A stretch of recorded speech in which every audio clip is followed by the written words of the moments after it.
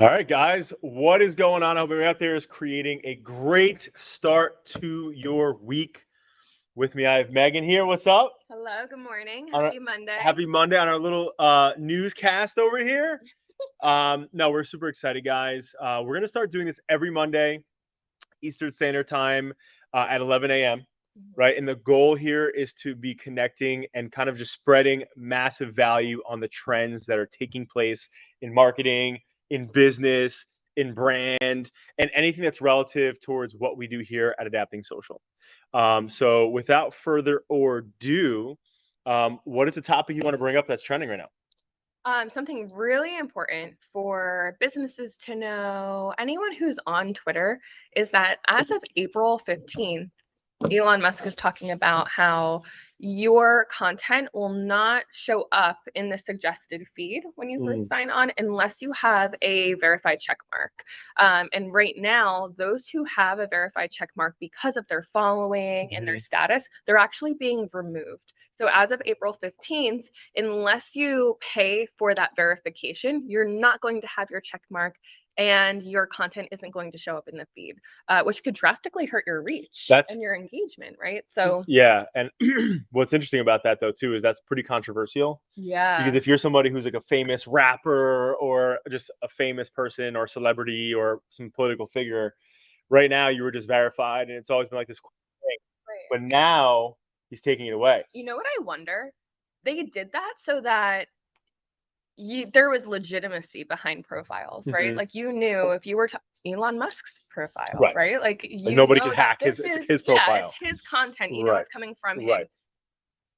They did that to get away from like the bots and some of the fake profiles. How are they going to manage that a little bit better? Like, how are they going to avoid, like, I guess they have to have other um, features where they're not allowing bots onto their platform, but I wonder how they can get around that. Because Yeah. technically, anyone can pay for a blue check mark now, and as long Right. as you pay for it, you're a Right. legitimate account. Correct. So I think one of the biggest things, at least in what I've seen and I'm watching with what Elon's trying to do, number one, they're doing this at Twitter because they want to monetize, right? So obviously, at the end of the day, right now, Twitter is not doing well financially. It hasn't. Most publicly traded companies that are in the tech space like that are always just constantly not profiting and being profitable. So this is Elon Musk's attempt to make sure that he can make them profitable. And there's thousands upon thousands upon thousands of people who are verified, right? So turning that on for how much does that cost? You said Like 14.99 it's or like something 14 like bucks, that. whatever it is. Yeah. So obviously they're adding profit there. But the goal is that you're going to be able to. So what he shared is the experience you'll have being a verified, paid, person essentially will be essentially helping you and you have a better account as well as actually an account rep they were sharing like you can talk to somebody and communicate to somebody Hmm. about things on your account so you're supposed to be getting a level of On service. Instagram too, Yeah. which is so new because on Instagram, I'm sure if anybody out there has had their account hacked, it is such a pain to Mm, try to get back into it. Or if there's anything going on Instagram, there's no 100%. support, like there's support articles, but there's not somebody you Well, can talk to and unless you have true, now true. that verification. And anybody who's out there who's seen like who owns a business who's gotten a fake review or one of those things that happens to all businesses, Yeah. it sucks because with Google, obviously, you can't get it pulled down. There are companies like Adapting Social Right. who spent millions of dollars on the platform and who literally like if somebody does something fake, you're just screwed. Yeah, So, you can report it, but really it's hard to but they get don't those they don't do taken it. down. No. And I found and so for any business owners out there, I found a phone number that you can call Google in California. Their actual headquarters in California, but it literally just rings forever. I was on Does it? hold. I was on hold one point for over I think an hour and a half, and then I kicked it to Angelica back there. Shout out to Angelica, and to see if we can get somebody on the call. But anyway, with that said, though, back to the whole verification process. This is supposed to help make it more of like an account where you have actual people that you can work with in a service. So we'll see. Obviously, this is early in the development of people paying for it, but it's interesting to see how there's a culture shift now in our culture right now where it went from when if you were a celebrity or somebody who gotten verified Mhm. that was like oh my god like that person's legit even Yeah. though in all theory it was only done to make sure that profile couldn't be duplicated or replicated. That was the whole point of verify. Yeah. But our culture, pop culture, made it like a cool thing, right? So at the end of the day, Twitter, obviously, or anything like Instagram or Meta Suite, like at the end of the day, that's a trending thing that's happening at the moment. But one of the things that I wanted to really dive into is also just like where this whole chat GPT thing, like right now, in the world of AI and automation and all these things that we keep seeing right now, I have a very controversial thought process on a lot of things that have to do with AI and chat GPT and Jasper and all these things that write content for people. And right now, again, so just if you're tuning in every week on Mondays at 11 a.m., we're going to be going over what's trending right now, how you can apply it to your business or your brand. And the first thing we went over was Twitter and Meta, obviously with blue check stuff. Secondly, what we're getting to right now is diving into Chat GPT. Obviously you have Chat GPT 4 that's going to be coming out that people are like, oh my God, this thing is like insane. Chat GPT 3 is insane, right? But the one thing I just want to share out there, if you are a content writer or if you're somebody who is a copywriter, but yet too, like, and you're shitting your pants right now because you're like, oh my God, my job. I think one of the biggest things being in the agency world and working with small businesses all over the place, right, is everybody has their own individual voice as a company. And I don't care what AI, what friggin' tech is going to be out here in the future. Small business owners are complex and they are very complicated, right? And I mean that with all the love in the world. But they have ways they do things, they have ways they want to sound, they have ways they want to look. Now, if I say, hey, with Tony Robbins' voice and Steve Jobs' voice, I want you to, write me an article about this one medical firm, right, on regenerative medicine, right? Sure, can it do it? Can it sound inspirational? Can it sound motivational? Yes. But will it sound like my client wants it to sound like? In most cases, no. Where I really see this trend going and being a tool and an asset for copywriters and for businesses or agencies or anything is that it's going to help you instead of writing and taking 4 hours to write something or 3 hours to write something. It can kind of get that first rough draft, right? Yeah, absolutely. Where it gets it on paper, you can think about it, and then also tweak it and make it more of your client's voice and vision and stuff. And the technical information there too. Like we always like to say that we know a little about a lot because we work with different industries, but we know copywriting, right? Whereas in that case, the client that we're working with, they know regenerative medicine. So what these tools are doing for content writers is giving us the ability to take that technical, practical knowledge from our clients who are experts in those industries. Right. And now Right. we're able to write expert content based Correct. off of that. Right.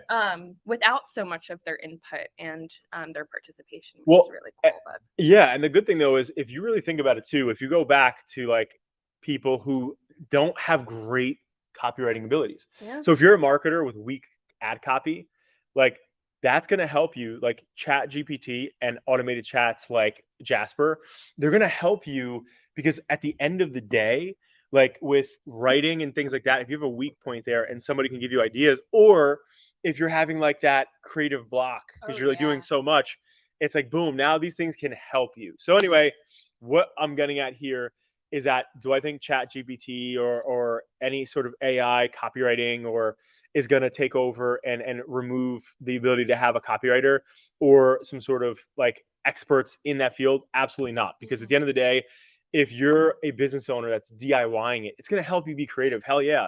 But you still have to, put your spin on it, put your twist on it and make it yours, right? Because at the end of the day, I've seen people utilize it and you can tell that that person didn't write it. yeah, And it sounds a little robot-like. Yeah, even it though, does. I mean, and It maybe does. it is just from like a copywriter perspective, but Right. you can tell when there's no human touch. Totally. And also, I do want to just say, if anybody out there hasn't seen this yet, I highly recommend you go to YouTube or, definitely YouTube and search this. But and I don't know if you heard this. I actually just was watching this in my morning mastery. But Microsoft launched their first AI bot called Sydney, and this was supposed to be completely. And hey, can you just shut off your X out of your G chat? So Microsoft launched this thing called Sydney, and Sydney was supposed to be like a SetNet type of like bot that can like respond to you, talk to you, like superhuman, right? Like a superhuman on the computer. And long story short, I think within the first hour or 2 hours of testing it, it threatened them, telling them that it was going to get all the nuclear codes, and What? literally, and no joke, and it took them 24 hours to shut it down. Oh my gosh, that's So it crazy. wasn't a click of a button. Literally, again, just if you're just tuning in right now, That's we're crazy. talking about AI, we're talking about Chat GPT and stuff like that. And one of the things that we're talking about and the relevancy of it is that Microsoft launched like a really smart AI, essentially called Sydney, and the goal of it was to be like a super freaking AI bot, and this thing was supposed to compete with Chat Hmm. GPT and all these different things, but it wound up in the first few hours of testing it literally going rogue and saying it's gonna get all the nuclear codes. That's And insane. this is not a person, That's right? So like this is something that is completely artificial, saying that I'm going to go get nuclear codes, and it took them 24 hours to literally like have to change that. What conversations are you having with AI that it's now threatening you? That's Well, scary in right. itself. I didn't see that, but I did see, I think it was one of the Chat GPT versions that they were testing, and they gave it the task to fill out a form submission, create a prompt, something on another Yeah. website. And it was doing great, but it ran into that reCAPTCHA issue where it's Ah. a robot. So without being told, it went over to Fiverr.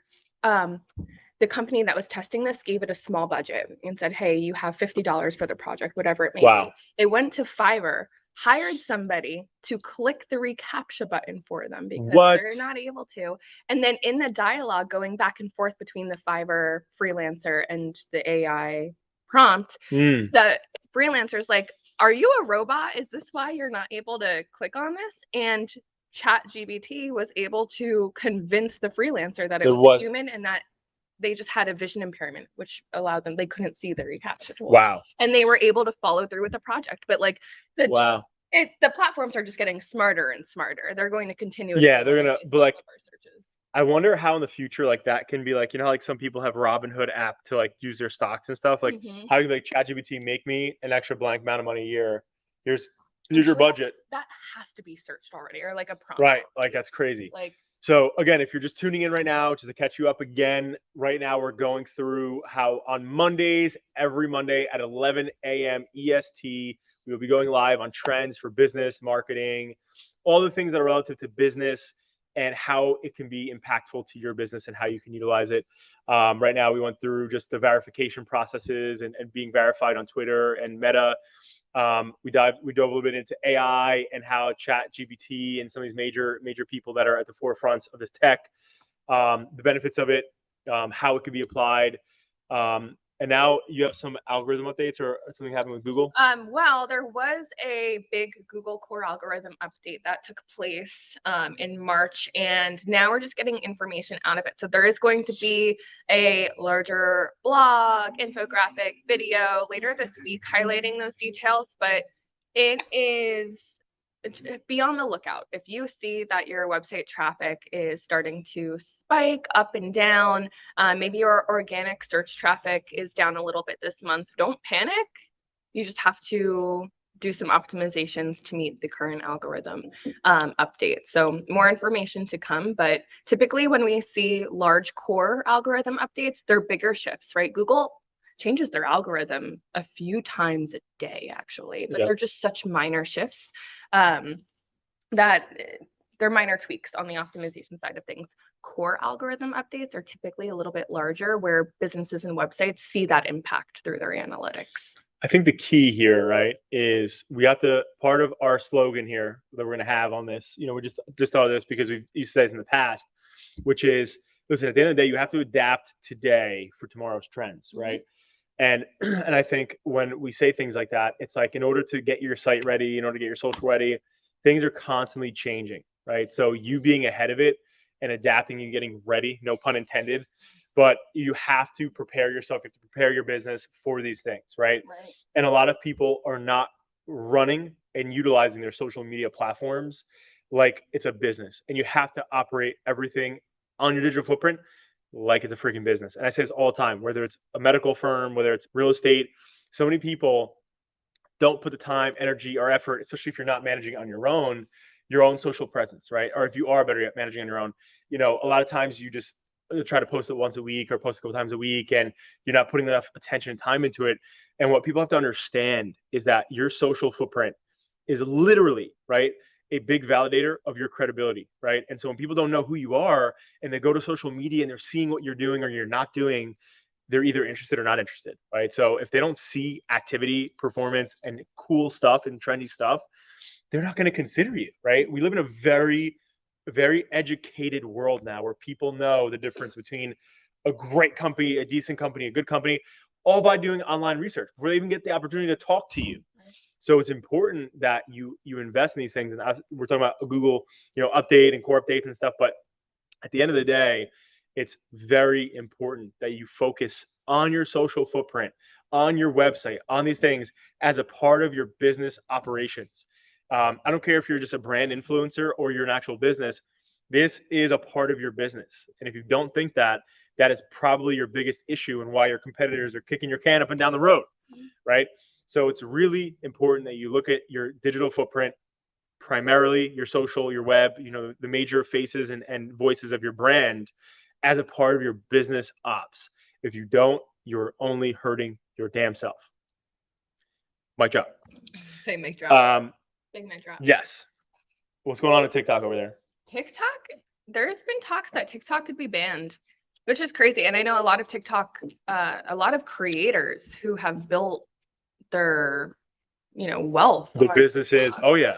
Are now freaking out a little bit because it's like, well, if TikTok goes, sometimes their TikTok profiles and their Instagram profiles aren't the same. They don't have the same amount of followers. Maybe there's a little bit of overlap, but not really.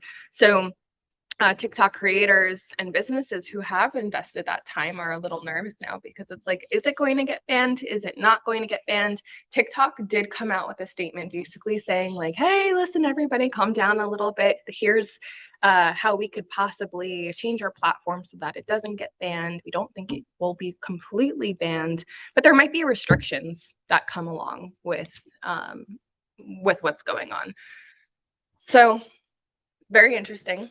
Yeah. I think to be safe, this is why we always say don't put all of your eggs in one basket, right? If you're going to focus on unless it's Easter.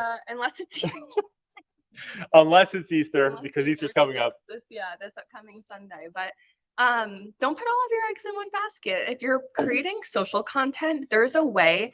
We're sitting here now we're live streaming, right? Yep. But technically we could download this video, chop it up into little pieces, post the full video on YouTube, post maybe a 3-minute video on LinkedIn, a 30-second video on Instagram Reels, 10-second clips on TikTok, right? But we're using the same giant clip of video. So that's what we always recommend to businesses so that you don't find yourself in a place where it's like, well, I just spent so much time creating for TikTok specifically and didn't distribute content anywhere else. And now what might happen? So find ways to work smarter, not harder, use your content in all different platforms, and give them all some love and TLC. I love that. I love that. And honestly, I'm about to get into a Motivation Monday while we're on this topic. Because one of the things I talked today about in our sales team meeting this morning was I was in my morning mastery this morning. I'm sitting there and I was listening to something, and it shared and started to talk about over delivery, right? And how when you're constantly over delivering for the people around you, for the clients around you, for your teammates around you, you're in this crazy positive ROI with everybody in your life, where it's like crazy positive, right?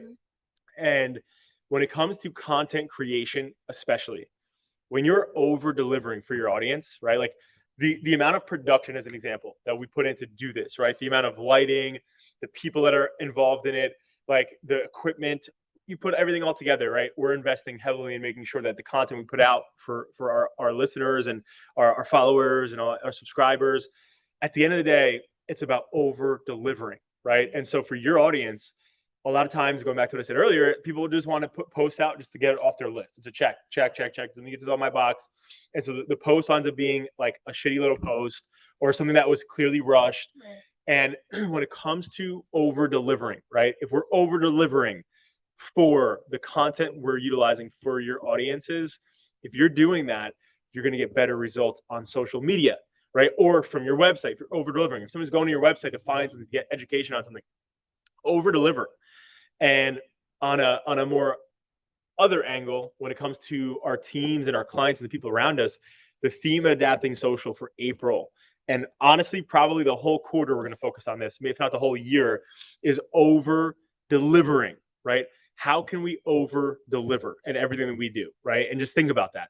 If you're over delivering for your clients, what kind of status does that put you in with your clients? If you're over delivering for your team, what kind of status does that put you in with your team, right? So at the end of the day, over delivery when it comes to everything you're doing as a business owner, as a brand influencer, whatever that you're doing out there, or if you're just in high school, if you're, I don't care what the hell you're doing, but if you're over delivering, we heard this one really good thing at our Adapting Social conference from our executive coach, Mr. Jeff. But one of the things that he said that I think literally resonated with everybody and it just pulverized our brains is that in most relationships, right, you think about people saying, hey, it's a 50-50, right? And that sounds normal. That sounds good, right? It's like 50-50. Right. I'm putting in 50, you're putting in 50. That makes it 100, right? Which 100 sounds great. But when he broke it down and he shared, well, there's a gap, right? Because if you're only doing 50 and I'm only doing 50, right? Or if somebody on the other side of that screen is doing 50 and somebody else is only doing 50, well, what happens when somebody else isn't doing their 50, right? Now you have a deficit, right? But when two people are giving 100, right? That means that no matter what that other person's doing, or if they have something going on in their lives, that you're giving that 100 at all times, no matter what, that relationship is going to literally flourish. It's going to blossom, right? Like Rob in the camera segment, right? Just going to blossom out there. So the whole point, though, I'll take that back. The whole point, though, is at the end of the day, when you put yourself in that position and you set yourself up, you're going to be in a good place. Definitely. And I think that's... And it becomes a habit. Correct. You keep doing it that way. Right. So anyway, on that rant there. But I think at the end of the day, you know, it really comes down to really focusing on those things. One of the things that I really wanted to just end with here for this this trend alert on Mondays is that when it comes to the branding aspects and all these changes that are happening out here, like, it is so important, again, that you look at these things like your business operations, because you're making new friends. Like, one of the things I always say to people, like, is that your digital footprint and the way that, let's call it Gen X, is looking at millennial and Gen Z, boomers too, is they're so antisocial. They're not talking. They're only on their phones, you know, whatever, right? And all they do is this, right? Like, this is all they do. They're right here, this, right? But the one thing that I want to rock the cradle for our Gen Xers watching this, or anybody else that's watching this, is that by you being in business and you not being active and going on videos and not being out there and doing those things, you are in this new era the antisocial person. Because in business, the way that you meet, you make new colleagues, you make new friends, you get new clients and build your brand and whatever, is not just by going and meeting people out at a networking event or at a bar or running into people at the grocery store. It's literally intentional. You're meeting new friends, new clients, new colleagues, new whatever in the metaverse, right? In social media and out there doing what you're doing. So I think it's so important that we understand that it's not just, you know, the old school way anymore, because I'm old school as fuck, right? Yeah, you are. I love still going. I love meeting people in person. I'm never going to stop doing that. But what I'm also going to take advantage of is this right here, right? And the technology behind it, because I've met so many amazing people that have made great introductions or built my network and those other things because of my activeness on social, or because of my activeness on LinkedIn or all these different platforms. And so I'm just wanting to share that, again, the new way the world works, and it's not new, but I'm only saying for people out there who are their heads are buried in the sand, is that you make and build your followership now and your new friends and your new, you know, communities and your new clients by what you're doing on these types of devices, right? Wherever you are right now watching me, somebody could be on a toilet right now. Somebody has to be on a toilet right now, right? We know that's how Rob watches all his news in the morning, right? So literally, I don't care if you're on a toilet right now. I don't care if you're at the gym right now. I don't care if you're at the office right now. You might be home at your desk doing work at home in your PJs, like Megan normally is. At the end of the day, right, you're consuming this content. So at the end of the day, what matters is that you're in the game. You can't be in the game if you ain't in the game, right? You can't win the game, better yet, if you ain't in the game. And so I just want to, like, end this off with just the understanding that, I love Wayne Gretzky's quote where he said, "You're going to miss 100% of the shots that you don't take, right? You're going to miss 100% of them, right?" So, and that piggybacking off that with, never let the fear of striking out keep you from playing the game, right? Because that's typically why people don't take the shot, the fear, right? And so a lot of times we're like, oh, I don't want to do this, or I don't want to get on camera. Megan used to never want to be on camera before, right? Until I forced her to get on camera a couple of times. Now you're killing it, right? No, I'm just kidding. You've always been willing to do it. But if you were, I feel like I had to be more scripted. Like, I'm like, well, what are we going to talk about? Right. Whereas now it's like, hey, let's just do it. You called me, like this morning. You're like, hey, we're going live in a half hour. Right. Be ready. We're doing this damn thing. And I think at the end of the day, if you just start doing real content, you start pushing content out there in your respective field, right? Like everybody started somewhere, right? Like when you look at people like Mr. Beast, and if you don't know who that is, he's literally the beast of the internet right now. Or any major person in your field or industry that is just dominating and has hundreds of thousands or whatever, right? Like success, like they had to start with one piece of content and then two pieces of content and then whatever, right? So at the end of the day, guys, taking the time to get out there, do these things is going to majorly benefit you because it makes you a resource in your freaking industry, right? Or again, building your network. So take the time to do that. Look at this like business ops.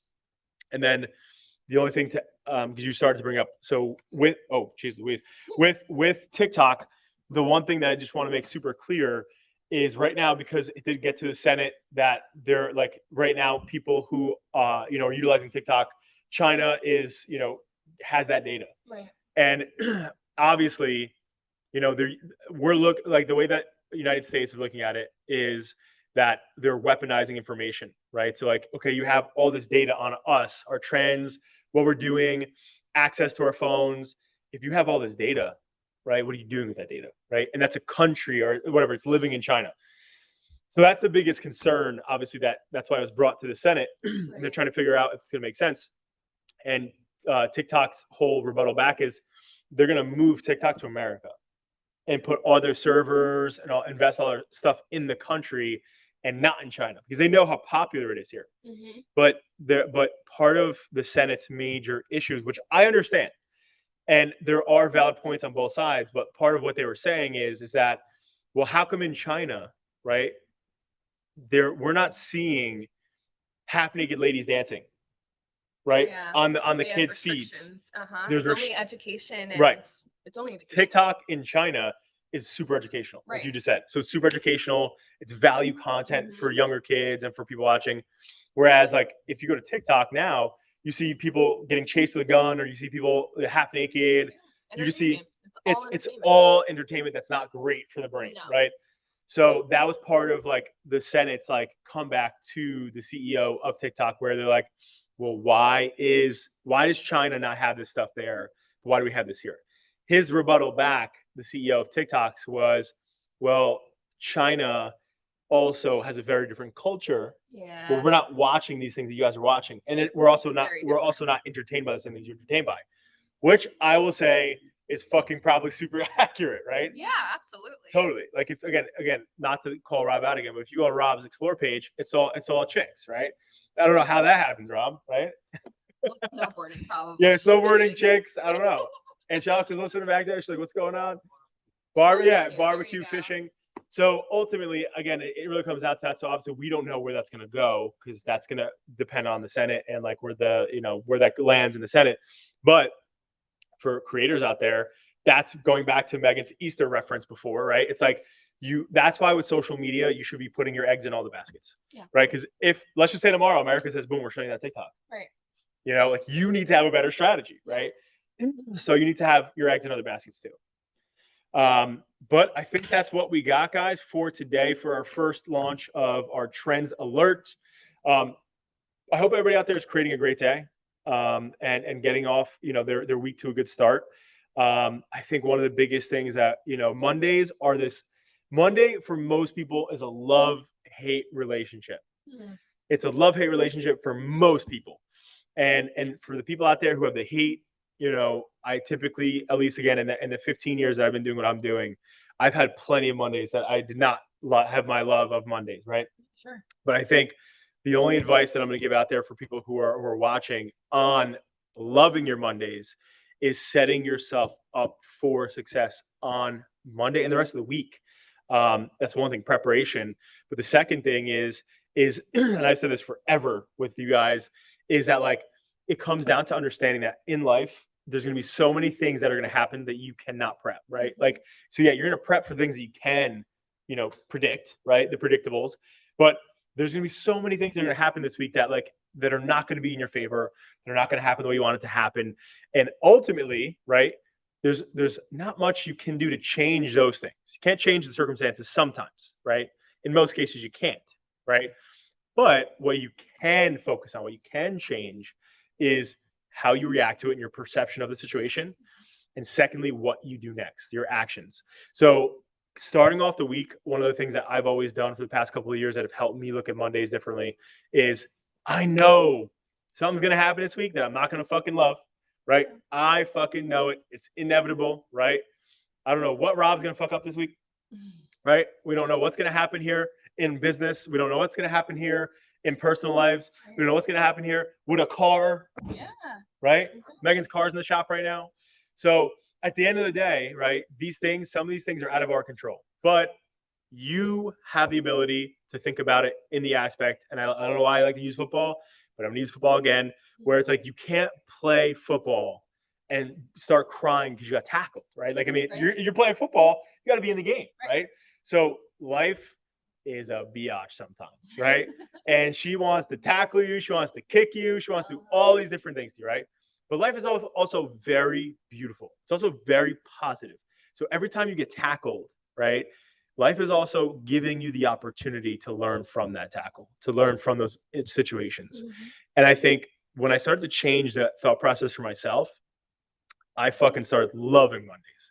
And I will be completely 100% transparent in saying that I will never forget. I think it was like 2018, 2019, at Adapting Social, we had a lot of challenges, right? And I remember doing Motivation Mondays at that time. I don't do them as consistently as I used to, but I've been doing Motivation Mondays since like 2017, 2016. And I remember Jacqueline used to bust my chops because I'd wake up and I'd be like, fucking like, oh, I got to get up and do this shit. And then I'd be on the camera like, Motivation Monday, baby, let's get it, right? Like, let's go. And behind the scenes, and I would feel like such a fucking fraud because behind the scenes, like I would sit there and I'd be like, oh my God, like I gotta get up and I gotta go. And I'd be waking up super early and get home super late. And I was just like so fucking toasted. And I remember like her being like busting my chops, and then also just like thinking like, what is she thinking of me? Because she sees me behind the scenes and then she sees me in front of the camera and I could turn it on, right? Yeah. And I think the one difference is that, and I loved looking back at it in this perspective, was that I did wake up not loving Mondays and coming on and talking about Mondays and being like, I fucking love Mondays. And every time after I did that Motivation Monday, whatever day it was, whatever I was going through, it always was a pick me up moving forward. And I was like, holy shit, I was waking up. I wasn't loving Mondays at that time, right? And I didn't have all this information and knowledge that I have now. And then I would go into a flow of like understanding that, like, you know what, a motivation, being motivated is like a shower, right? You should do it daily. I know some of you out there aren't showering daily, and that's okay. That's okay. But motivation, you should be motivating yourself daily. And I don't mean the rah-rah bullshit, right? I mean, like, you should be picking yourself up, doing personal development every day, working that body, fueling that mind, whatever it takes to be a better person than you were yesterday. And the one thing that I started to realize about that is that started to really pick me up. And so the one thing that I just want us to understand on the channel of being tackled by life and how Mondays can be tough, and but at the end of the day, we learn, right? Life, I'm going to say this a million times in a row. So if anybody watches this often, you're going to keep hearing this from me. But I'm the biggest believer that life does not happen to your ass. It happens for your ass. Okay. And what that means, unpacking that very quickly, is the experiences that we have are for us. And I love Steve Jobs used to always say it, but he was like, you can never connect the dots looking forward. You can never look forward and be like, man, that's why that happened, right? Because it didn't happen yet. You have to experience it. And I think ultimately, when we look at all the people that we respect the most, love the most, think the most of, are people who are calloused, been through the freaking ringer, have had real life experience, have had really big challenges and made it through it. Um, and I think when you look at that, it's experience at the end of the day. So when Mondays are tough, when you're going through your shit, when you're going through challenges, whatever it is, it's fucking experience, people. Yeah. Right? It's experience. So if you're taking that experience, you're learning from it, you're putting things on your artillery belt that you can utilize and better, right? And I think at the end of the day, on this Motivation Monday / Trend Alert Monday here, you are in charge of your success on Monday. So I hope everybody out there watching this and listening to this is going to take some action this week and make some big things. And I'm gonna do a challenge for anybody watching this, including Megan and Rob, who's back there right now. Watch Jim Rohn on YouTube at some point this week in the morning. You gotta do in the morning before you start your day. Secondly, I'm going to suggest watching Jim Rohn, and then secondly, Bob Proctor. These two people are like the mother effing masters of making you feel like all the excuses in your head, all those inner monologues in our heads that are telling us we're not good enough, we can't do it, we don't have enough time, this is that. They will disarm them. I'll say that to put it very easily. Okay. They're going to disarm the shit out of them. But that's my challenge. If you're watching this, take a look at Jim Rohn, and that's ROHN, I believe. And if I botched that, I'm sorry. And then secondly, my guy Bob Proctor. Two people I highly encourage, guys. Super, super, not just motivational speakers, but personal development people. So I watch those two guys almost every single week. Great content. And if you're watching this right now, I hope you create a great Monday. Take a look back at the beginning of this. But this is our first Trend Alert Monday. Tune in every Monday at 11 a.m. EST. If you can't make it at EST on 11 a.m., they will live on YouTube, on Facebook, on LinkedIn, on all the Adapting social accounts. So, guys, create a great Monday. Thank you for tuning in.